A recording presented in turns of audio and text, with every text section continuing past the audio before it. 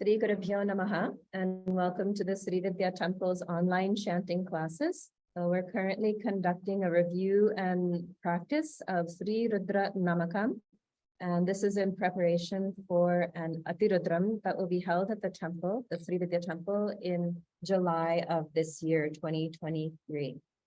So we've completed the review of the first 9 Anuvakams of Namakam.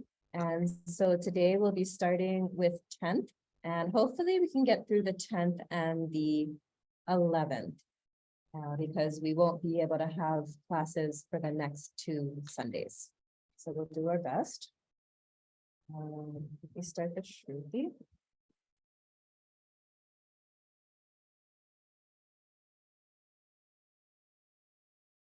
And so like before, I'm going to be chanting each line 3 times. I'm going to try to go at a good moderate pace, not too fast, not too slow, so that everything can be heard clearly. So if you have any questions or any difficulties with any specific line, please make a note of that. And then when I get to the end of the Anuvakam or a section, I'll pause and you can ask any questions that you have. Okay, so I'll start with the Ganapati prayer and we'll start. Shuklam Varadharam Vishnum Shashivarnan Chaturbhujam Prasanna Vadanam Dhyayet Sarva Vignopashantaye. So starting with the 10th Anuvakam. Drape Andhasaspate Daritran Nilalohita. Drape Andhasaspate Daritran Nilalohita. So in this line, notice the slight gap after drape before andha. Drape, andha. Drape andhasaspate daritran nilalohita. Next line. Esham purusharnam esham pashunam mabher maromo esham kinchana mamat. Here again, notice the small gap after mo and before esham. I'll do this 2 more times. Esham purusharnam esham pashunam mabher maromo esham kinchana mamat. Esham purusharnam esham pashunam mabher maromo esham kinchana mamat. Yate rutra shiva tanu shiva vishpaha bheshaji. Yate rutra shiva tanu shiva vishpaha bheshaji. Yate rutra shiva tanu shiva vishpaha bheshaji. Shiva rutrasya bheshaji tayano mrda jivase. Shiva rutrasya bheshaji tayano mrda jivase.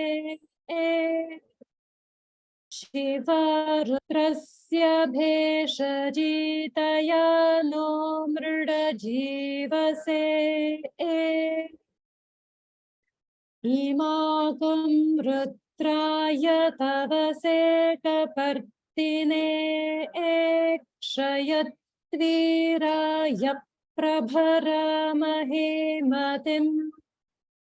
Imagam rutraya tavase kapartine ekshayatviraya त्वीराय प्रभरामहे मतिम् इमागं रुद्राय तवसे कपर्तिने क्षयत् त्वीराय प्रभरामहे मतिम्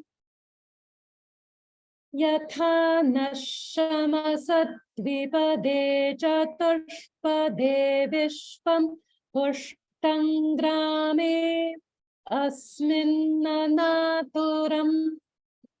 Here again, there's a pause after grame before asmin. यथा नश्यमसद्विपदे चतुष्पदे विश्वं पुष्टं ग्रामे अस्मिन्ननातुरम्. यथा नश्यमसद्विपदे चतुष्पदे विश्वं पुष्टं ग्रामे अस्मिन्ननातुरम्. मृडानो रुद्रोतनो मयस्कृधिक्षयद्वीराय नमसा दिधेमते. मृडानो रुद्रोतनो मयस्कृधिक्षयद्वीराय नमसा विधेमते. मृडानो रुद्रोतनो मयस्कृधिक्षयद्वीराय नमसा विधेमते. यच्छञ्चयोश्च मनुरायजेऽपिताततश्याम तव रुद्रप्रणीतौ. यच्छञ्चयोश्च मनुरायजेऽपिताततश्याम तव रुद्रप्रणीतौ. यच्छञ्चयोश्च मनुरायजेऽपिताततश्याम तव रुद्रप्रणीतौ.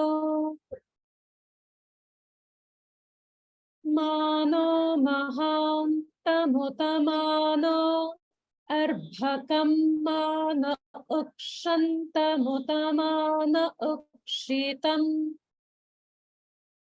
Here, notice the gap after no and before arbhakam. Mano mahantamutamano arbhakam mana ukshantamutamana ukshitam. Mano mahantamutamano arbhakam mana ukshantamutamana ukshitam. Mano vadhistitaram motamateram priyamanas tanuvorutraririshah. Mano vadhistitaram motamateram priyamanas tanuvorutraririshah. Mano vadhistitaram motamateram priyamanas tanuvorutraririshah. Manastoketanaye mana ayushimano koshumano ashpeshuririshah. Hopefully you were able to hear the small gap after no and before ashveshu. Manastoketanaye mana ayushimano koshumano ashpeshuririshah. Manastoketanaye mana ayushimano koshumano ashpeshuririshah. Viran mano rudrabhamito vadhiraha vishmanto namasa vidhemate. Here in this line, there's one case of Swara Bhakti after Vadhir and before Havish. So because the Ra, Repa sound is followed by a Pa, which is part of the Ushman class, there is a slight Swara Bhakti. So it's Irahave, Iraha, Iraha, Vadhirahavish. Okay, so I'll do the line 2 more times. Viran mano rudra bhamito vadhiraha vishmanto namasa vidhemate. Viran mano rudra bhamito vadhiraha vishmanto namasa vidhemate.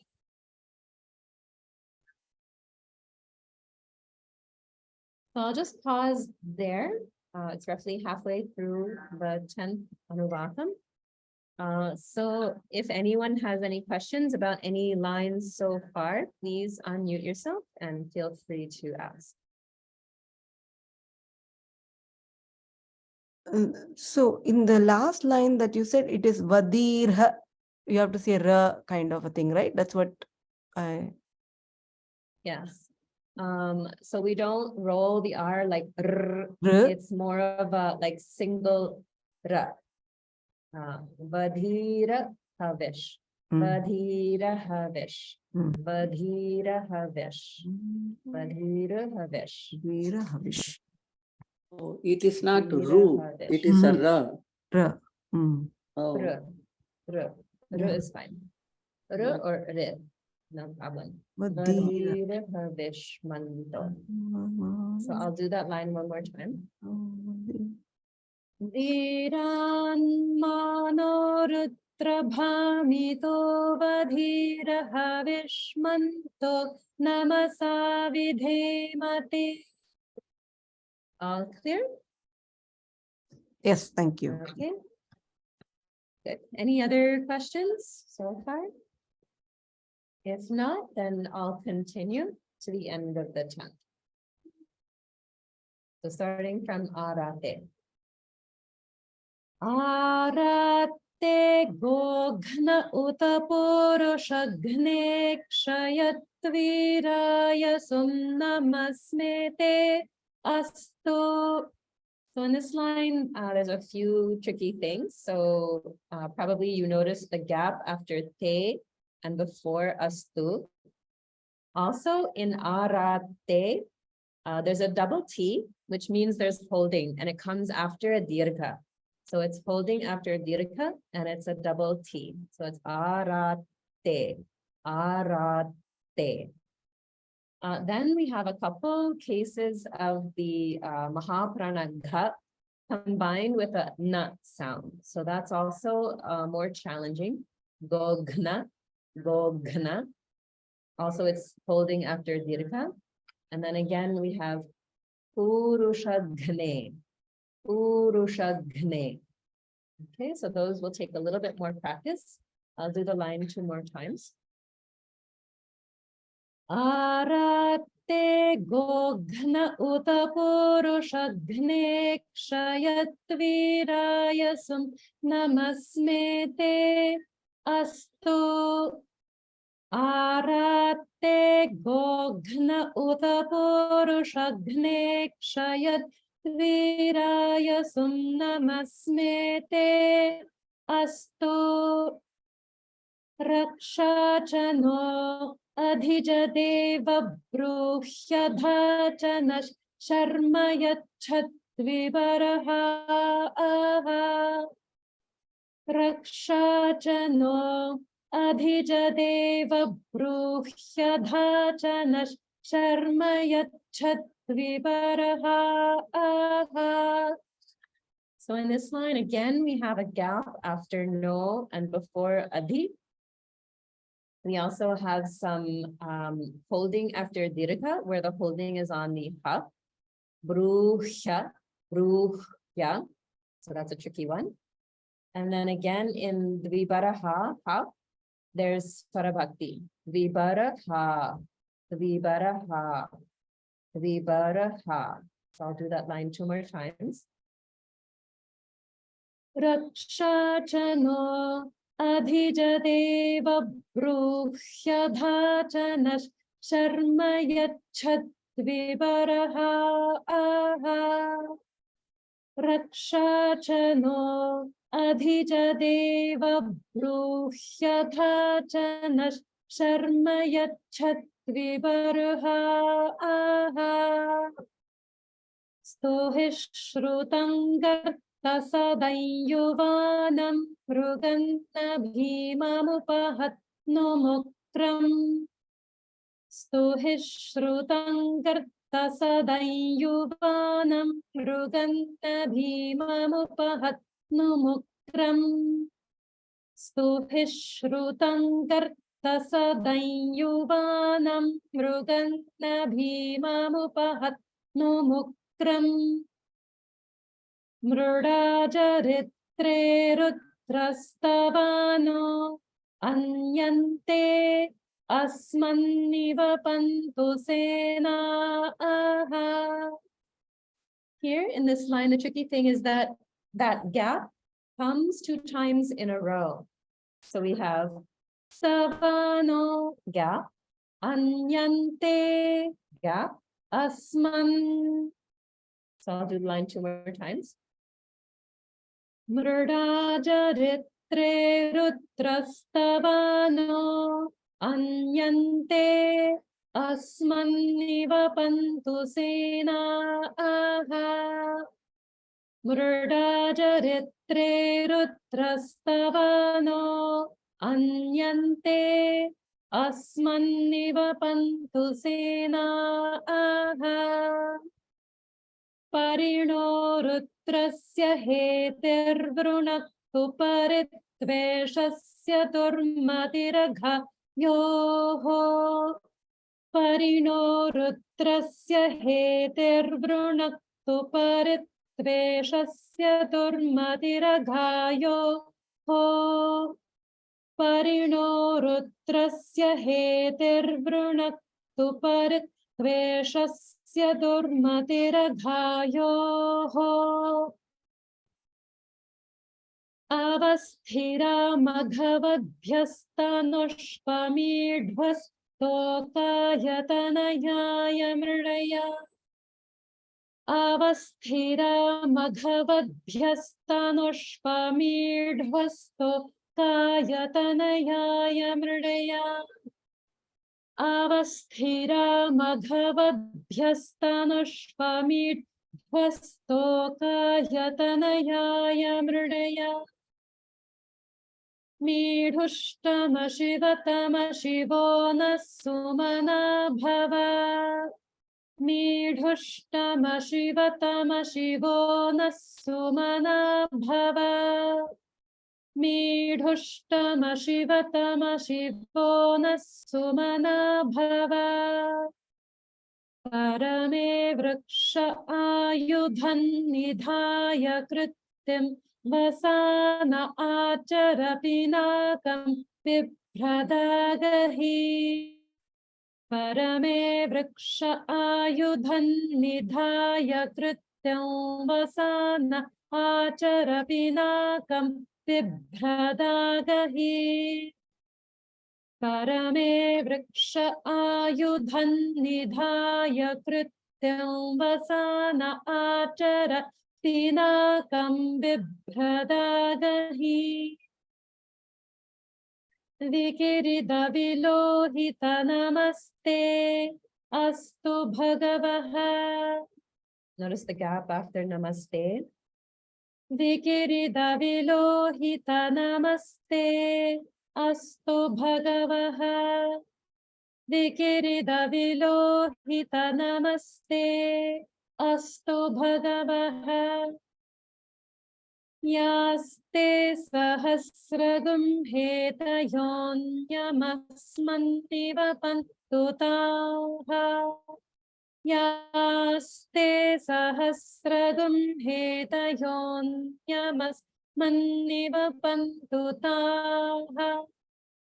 यास्ते सहस्रगुं हेतयोऽन्यमस्मन् निवपन्तु ताः सहस्राणि सहस्रधा बाहुवोस्तव हेतयः सहस्राणि सहस्रधा बाहुवोस्तव हेतयः सहस्राणि सहस्रधा बाहुवोस्तव हेतयः तासामीशानो भगवः पराचीनामुखाकृधि तासामीशानो भगवः पराचीनामुखाकृधि तासामीशानो भगवः पराचीनामुखाकृधि. So that's the end of the 10th Anuvakam, which is one of the more challenging ones for sure. If anyone has any questions, please feel free to ask now.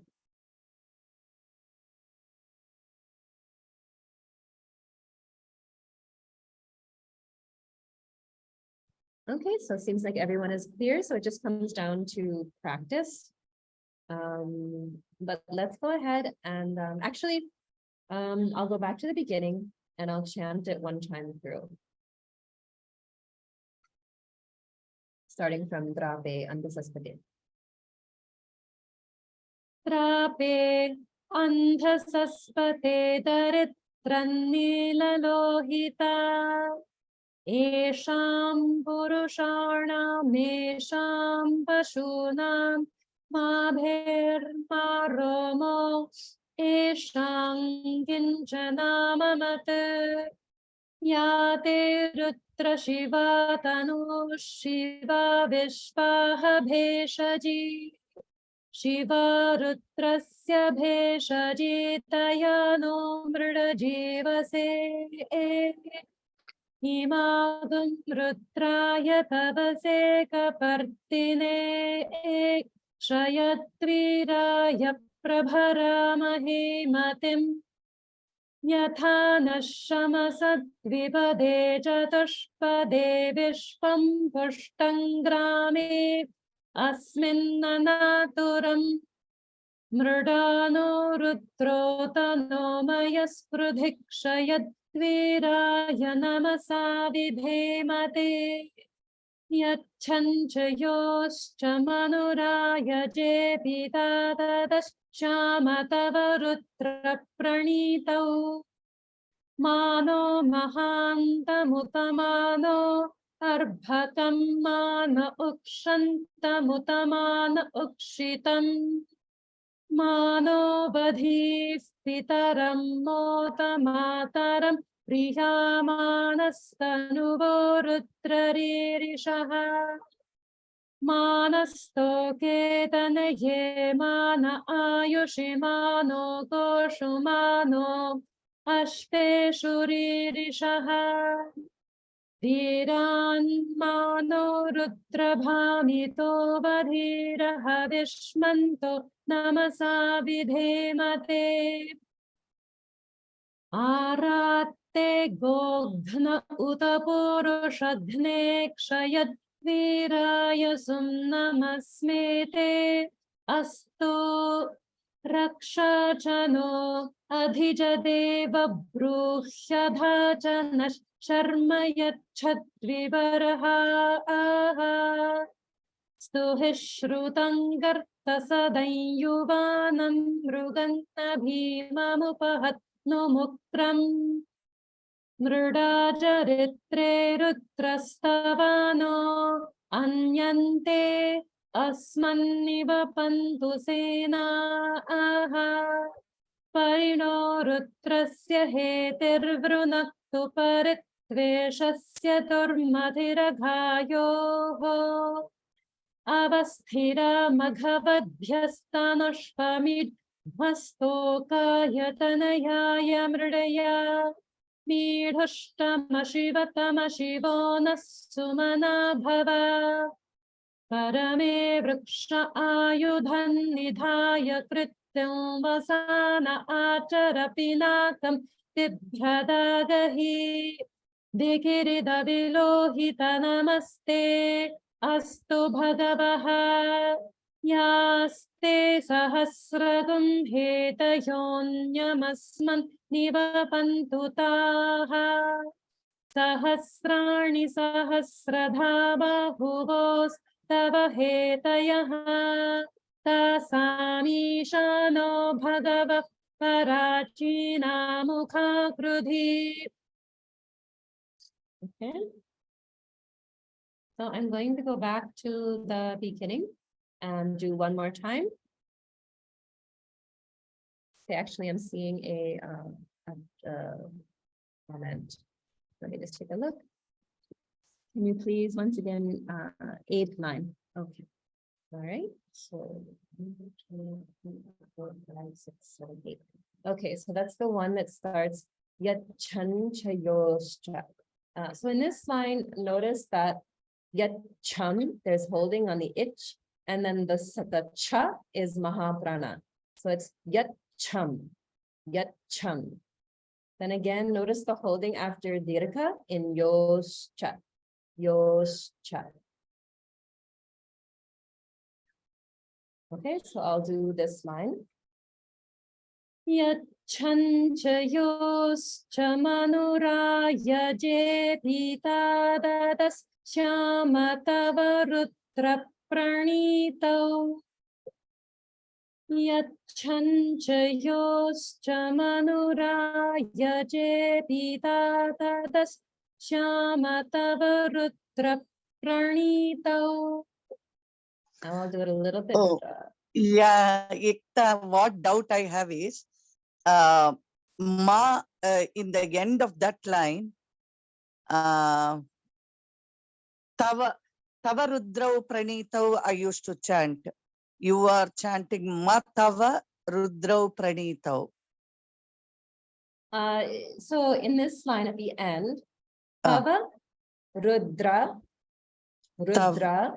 and then pranitau.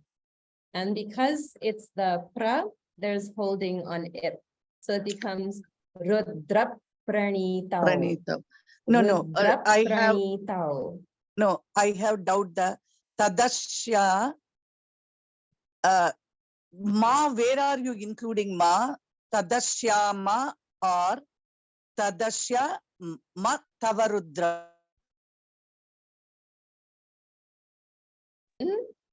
Yeah. Is Tadashyama. Tadashyama. But when you're chanting the full line, it's all getting linked together. So it's like you look at it syllable by syllable. So the way that I would chant that, starting from the tada. Tadashyama tavarudra pranitau. Okay, so everything gets linked together. Okay. Thank you. Thank you. Sure. So I'll just chant that line one more time. Okay. Okay.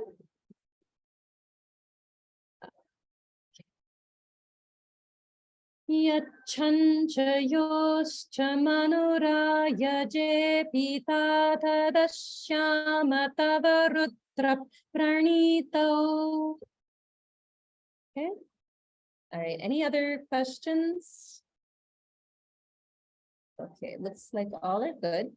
I'm going back to Drape Anvasaspate, and I'm going to chant this Anuvakam a little bit faster.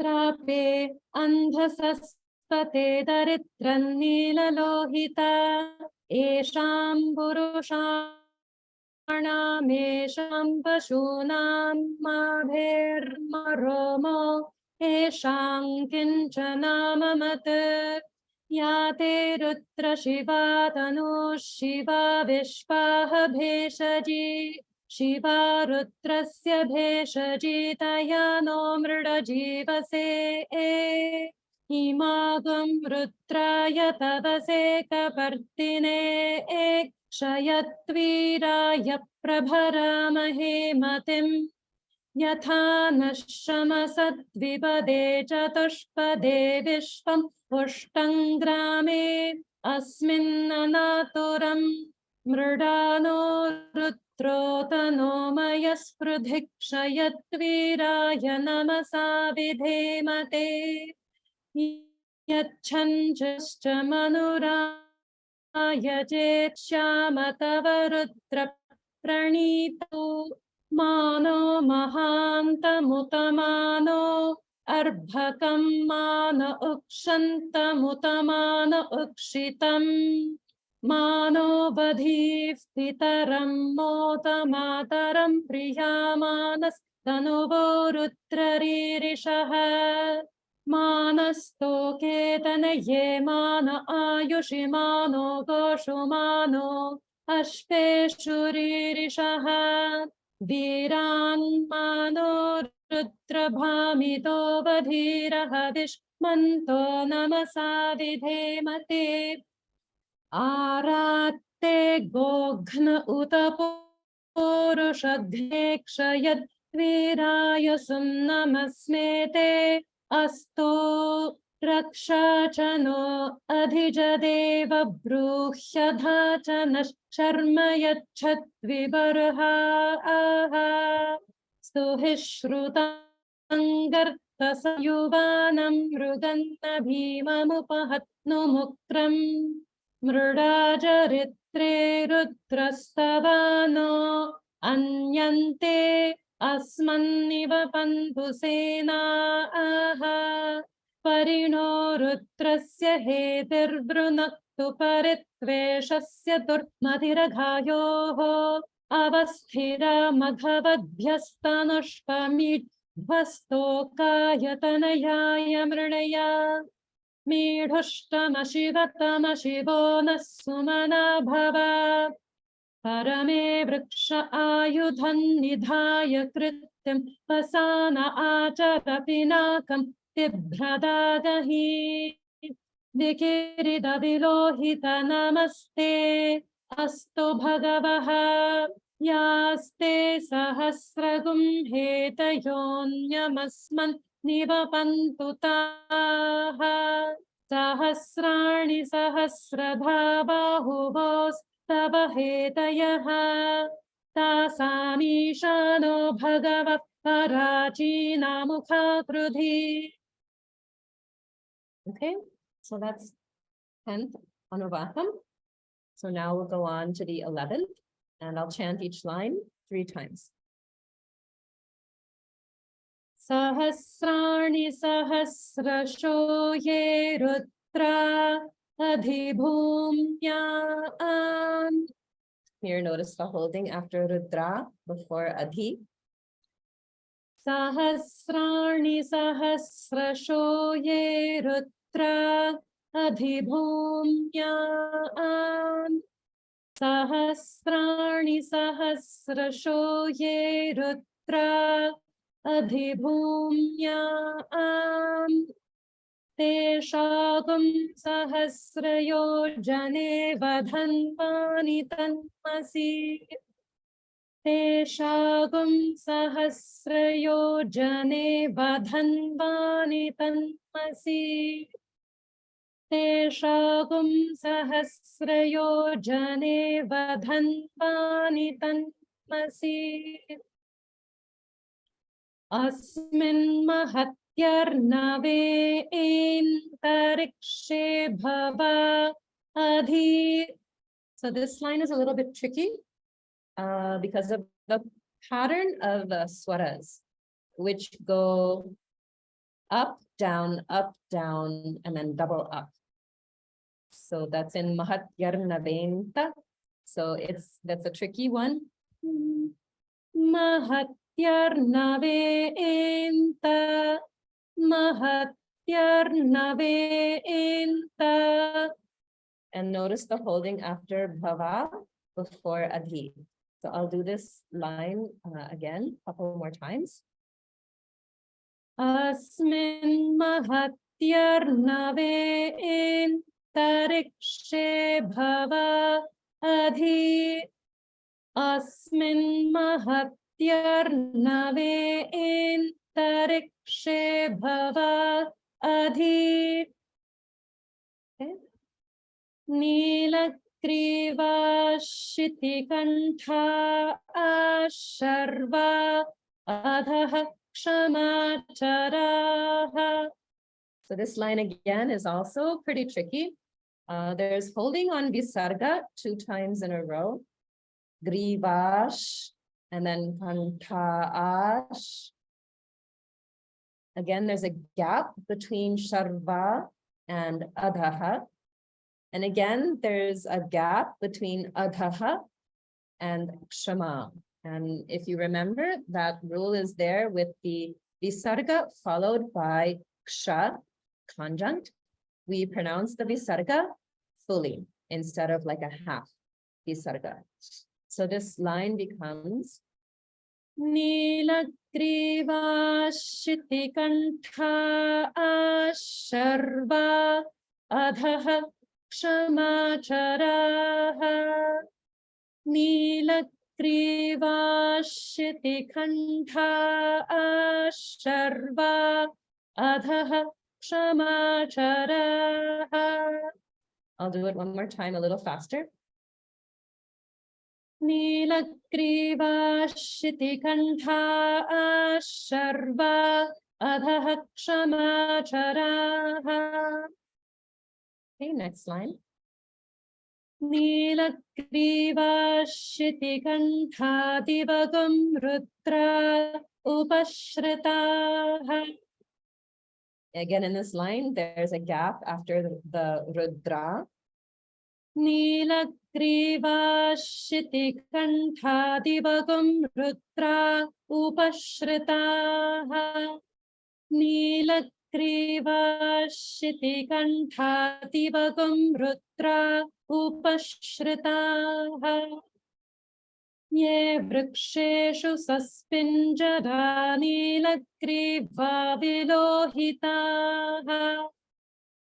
Ye vriksheshu saspinjara nilagriva vilohitaha.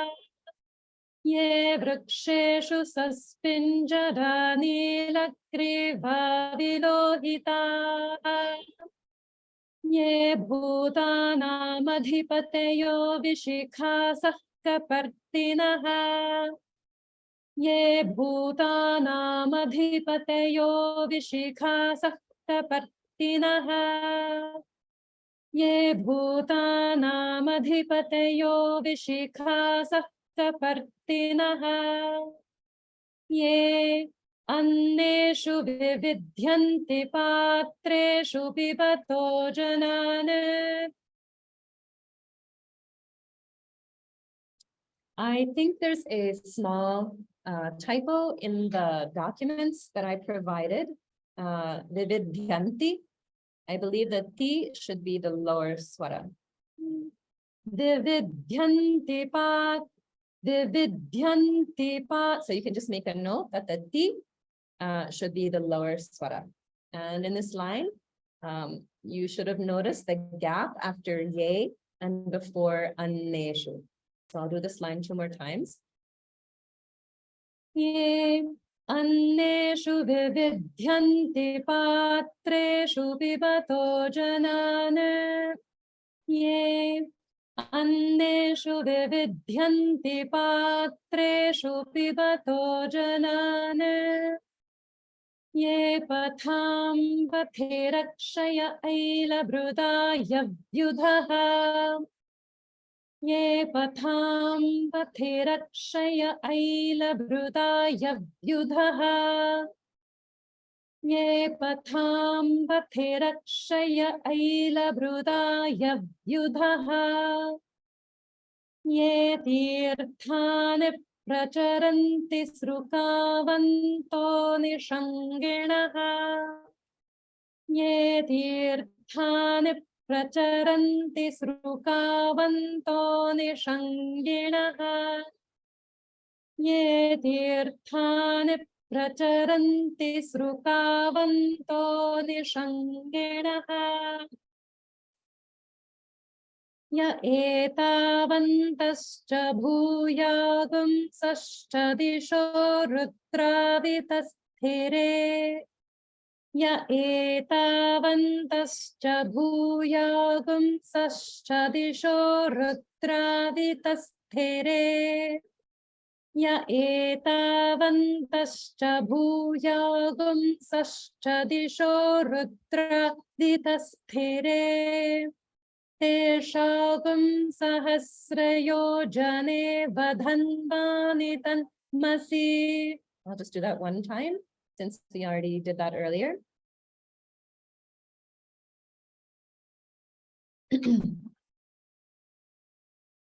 Okay, this next line is all one line until the number 11.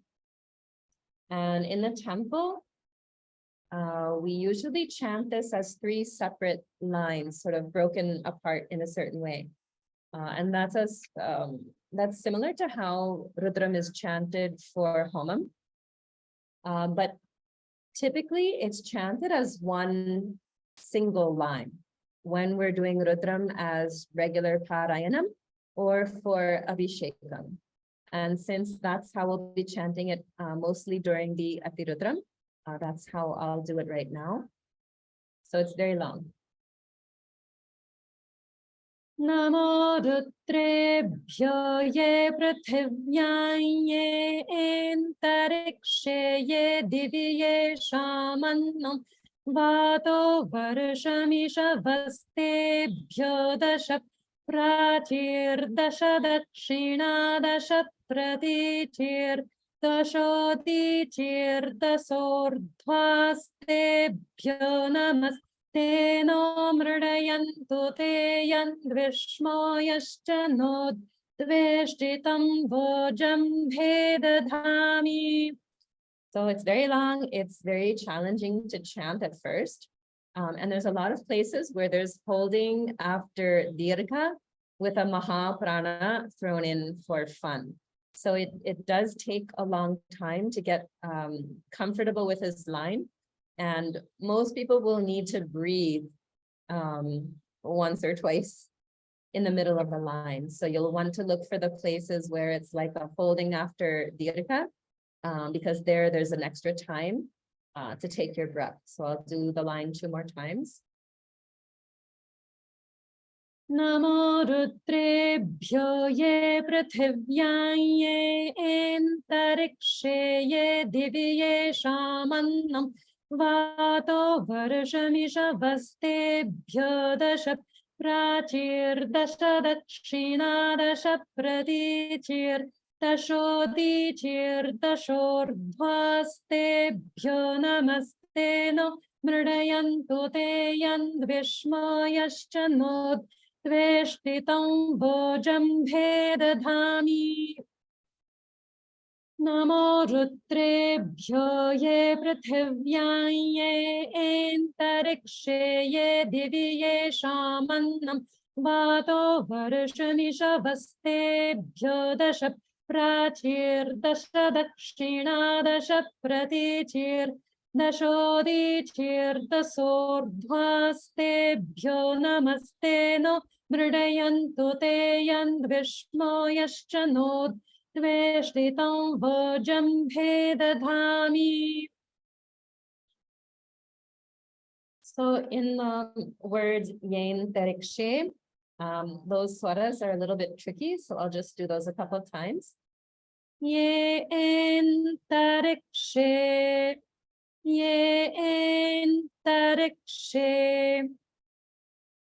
Okay, so that will just take practice. So that's the end of the 11th. So I'll pause there and see if anyone has any questions or wants to go over a specific line. Do you say like ye shamanno vato varusha? Is it varusha or varusha? How did you say that? So here again, there's Swara Bhakti because the Repa is followed by Sha. So Varusha, Varusha.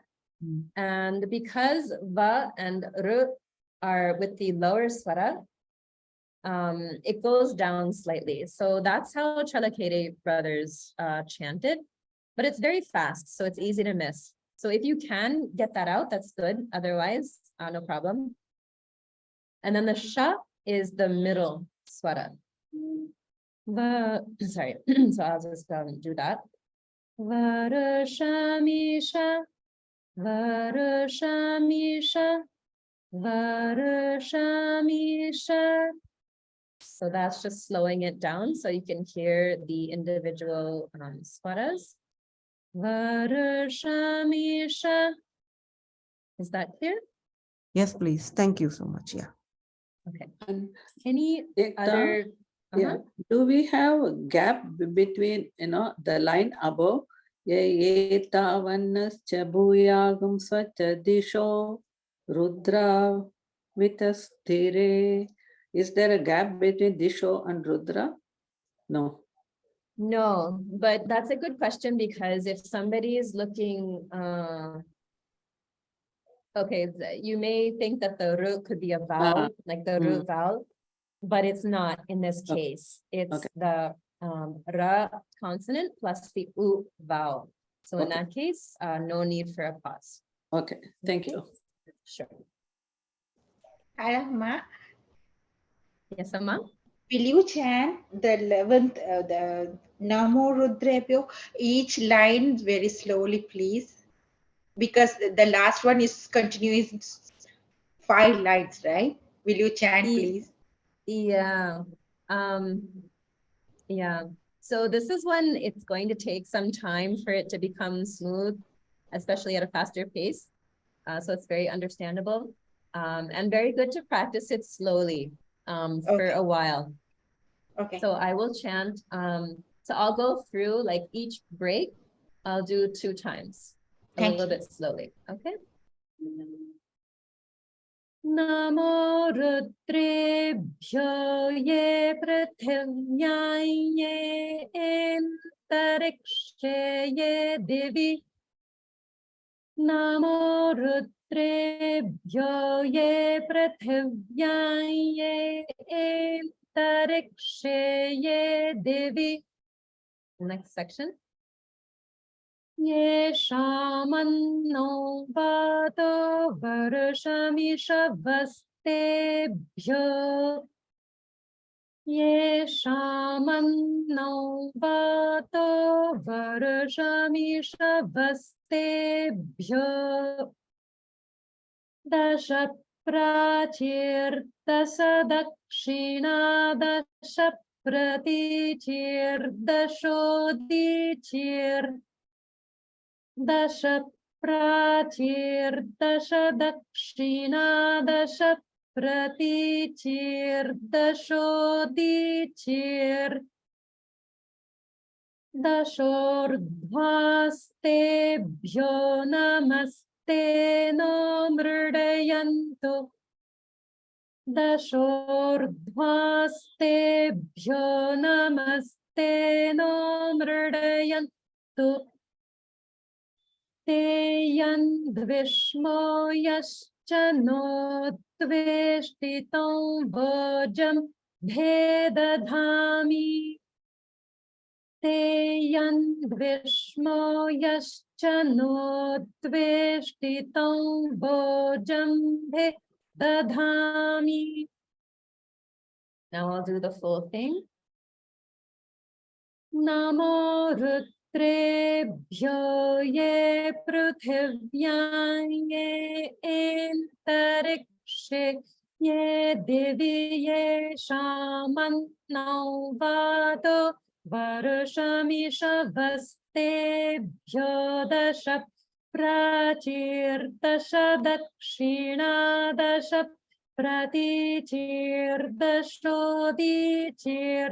Dashordhvastebhyo namaste no mridayantu te yandvishmo yascha no tveshtitam vojam bhedadhami.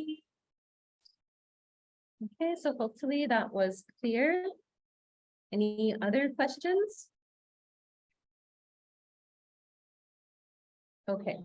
So I'm going back to the beginning of the 11th, starting with Sahasrani Sahasrasho. And it's already 8:23, so I'm going to go a little bit fast through this one. And then we'll finish up with the final mantras. Sahasrani sahasrasho ye rutra abhibhumyam teshagum sahasrayo jane vadhantani tanmasi asmin mahatyarnave intarikshe bhava adhi नीलग्रीवाशितिकण्ठा Sharva अधः क्षमाचराः नीलग्रीवाशितिकण्ठा दिवगुं रुद्रा उपश्रिताः ये वृक्षेषु सस्पिञ्जरा नीलग्रीवा विलोहिताः ये भूतानामधिपतयो विशिखासः कपर्दिनः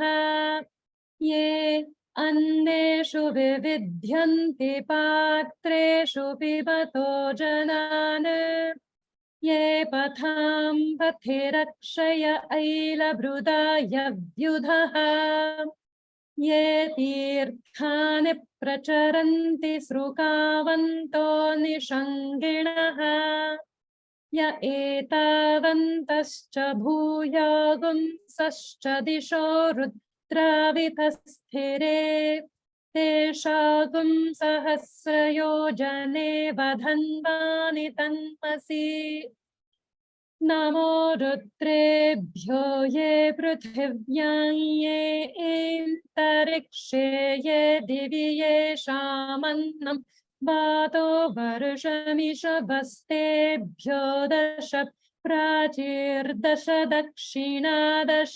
प्रतीचीर्दशोदीचीर्दशोर्ध्वास्तेभ्यो नमस्ते नो मृडयन्तु ते यन्विष्णो यश्च नो द्वेष्टितो भोजम्भे दधामि. Okay, so that completes the 11th Anuvakam. So that's mainly what would be chanted repeatedly in the Atirudram. These final mantras are not part of the 11 Anuvakas. So they're only chanted, say you're chanting 11 Rudra Namakams. These final mantras will only be chanted for the first Namakam and the final Namakam. They won't be chanted for the ones in between.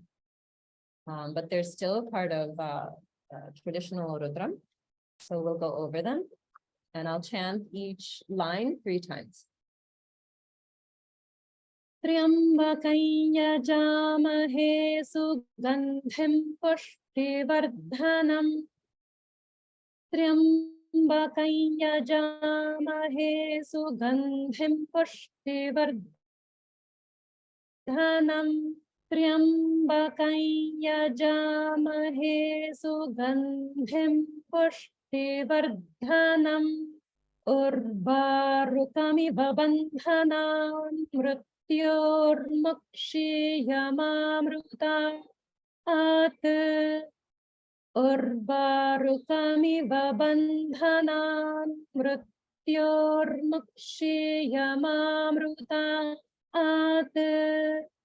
Urvarukamiv bandhanam mrutyurmukshiyamamrutat. So this obviously is the Mrityunjaya mantra, which is very commonly known, and we hear it many times. But many times when we hear it, it may be done in a musical way, like if we're listening on YouTube or something like that.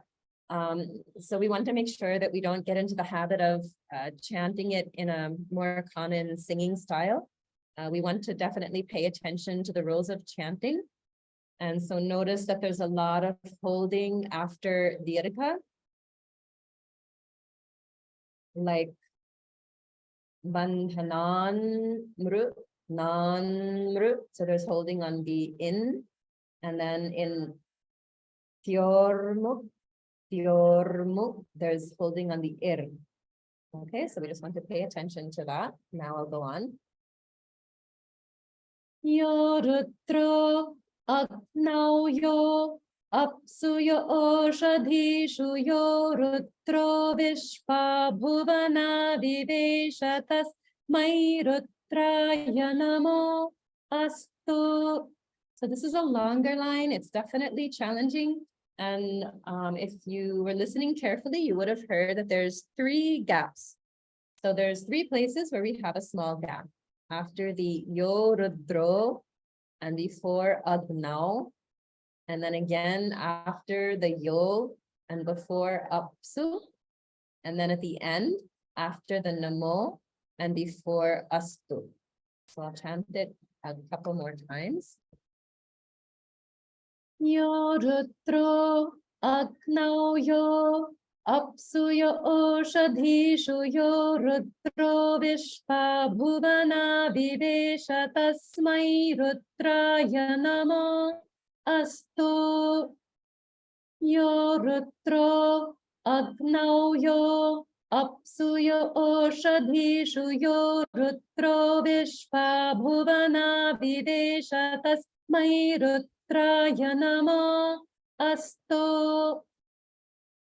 Tamoshtu Yasvishustu Dhanva Yo Vishvasya Kshayati Bhekshajasya. Tamoshtu Yasvishustu Dhanva Yo Vishvasya Kshayati Bhekshajasya.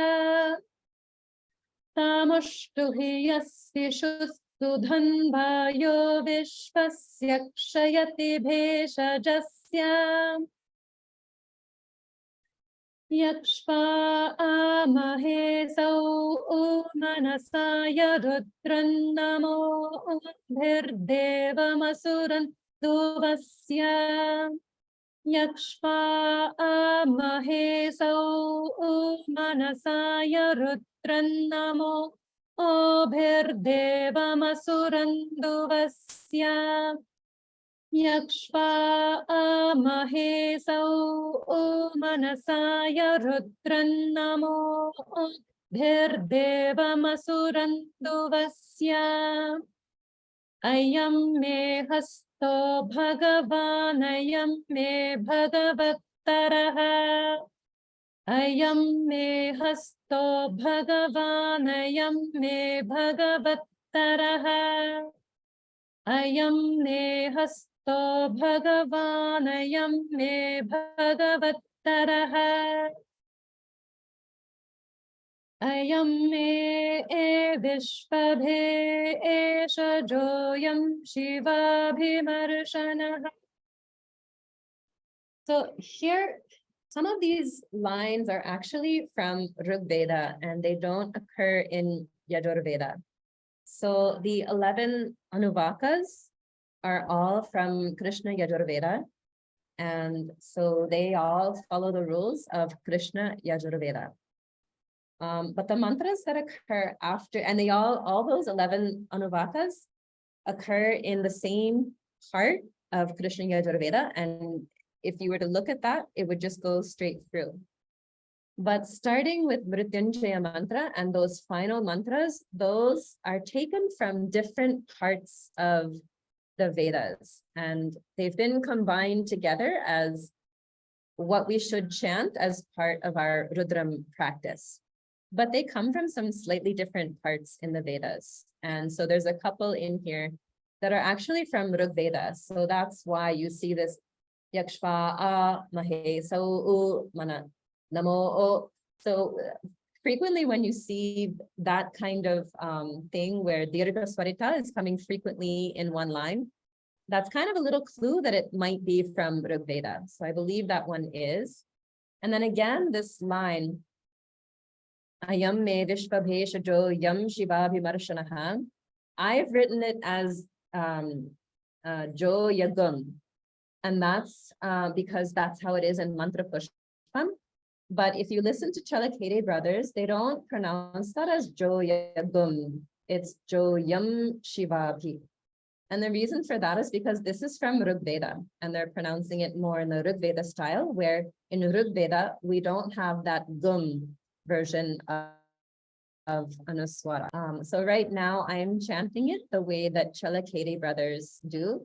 Just keep in mind that there's a gum written there, and you may hear some people chanting as gum.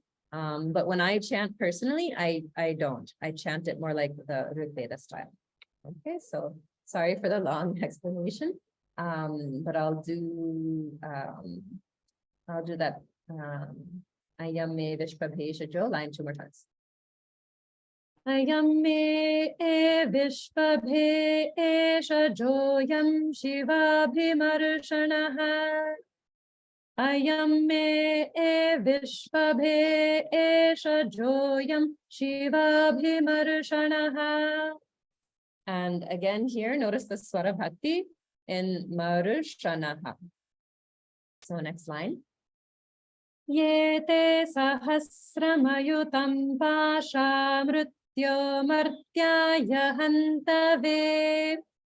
Yete sahasramayutam pasha mrityo martyaya hantave. Yete sahasramayutam pasha mrityo martyaya hantave. Tan yajñasya mayaya sarvanavayajamahe. In this line, notice I've put a comma after the tan because there's a small gap. And that has to do with the fact that the na sound or in sound is followed by ya. Tan yajñasya mayaya sarvanavayajamahe. Tan yajñasya mayaya sarvanavayajamahe. Mrityave svaha, mrityave svaha. Mrityave svaha, mrityave svaha. Mrityave svaha, mrityave svaha. Om namo bhagavate rudraya vishnave mrityurme pahi. Om namo bhagavate rudraya vishnave mrityurme pahi. Om namo bhagavate rudraya vishnave mrityurme pahi. Prananam grandhirasi rutro ma vishantakaha. Prananam grandhirasi rutro ma vishantakaha. Prananam grandhirasi rutro ma vishantakaha. Tenandena apyayasva. Notice the holding on ip. Tenandena apyayasva. Tenandena apyayasva. Om namo bhagavate rudraya vishnave mrityurme pahi. Sadashivam. Okay, so that completes Rudram. I'll just go back to Triambakam Yajamahe and chant the final mantras once through. Triambakam Yajamahe sugandhim pushtivardhanam urvarukamiva bandhanam mrityormukshiyamamruta at yorutro Agnau yo apsuyo oshadhishu yo rutro vishva bhuvana vivesha tasmai rutraya namo astu tamushtu hiyastishu sudhanva yo vishvasya kshayati bheshajasya yakshva amahe sau manasaya rutran Namo bhirdevamasuran duvasya. Ayam me hasto bhagavan ayam me bhagavattaraha. Ayam me विश्वभे एष जोऽयं शिवाभिमर्शनः ये ते सहस्रमयुतं पाशामृत्यो मर्त्याय हन्तवे तान् यज्ञस्य मायया सर्वानवयजामहे मृत्यवे स्वाहा मृत्यवे स्वाहा ॐ नमो भगवते रुद्राय विष्णवे मृत्युर्मे पाहि प्राणानां ग्रन्थिरसि रुद्रो मा विशान्तकः तेनान्नेना आप्यायस्व ॐ नमो भगवते रुद्राय विष्णवे मृत्युर्मे पाहि सदाशिवो ॐ शान्तिः शान्तिः शान्तिः. Okay, so any questions on the final mantras or anything else we did today?